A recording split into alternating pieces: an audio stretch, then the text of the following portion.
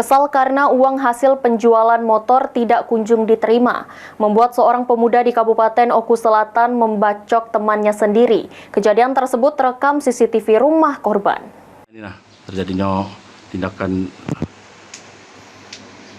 ini yang datang.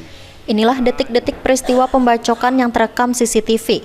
Kejadian pembacokan ini terjadi di Desa Sukajaya, Kecamatan Buat Rawan, Kabupaten Oku Selatan.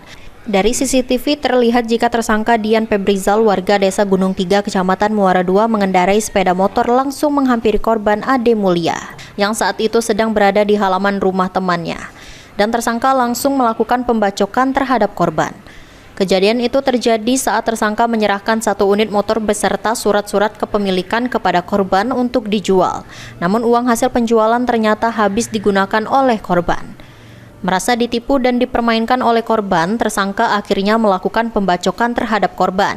Setelah melakukan pembacokan, pelaku pun langsung kabur dengan menggunakan sepeda motor. Sementara korban langsung dilarikan ke rumah sakit oleh warga setempat. Sama apa? Dengan kiri sama kepala ya. Berapa kali kita bacok itu korban itu? Tidak keruan juga. Ada nak itu. Hah? Tidak tahu ya. Tidak tahu. Setelah kejadian itu kita langsung kemana itu? Kabur apa cak mana? Setelah kejadian aku langsung balik. Tidak. Balik ya. Tahu korban itu sekarang di rumah sakit? Tidak tahu. Itu awalnya itu ya karena dia tidak menepati janji tadi. Menepati janji cak mana? Janji bahwa dia bakal membayar penggelapan motor itu. Oh, karena motor dia kamu dilari ke nyo. Motor Kamu dilari ke nyo. Iya.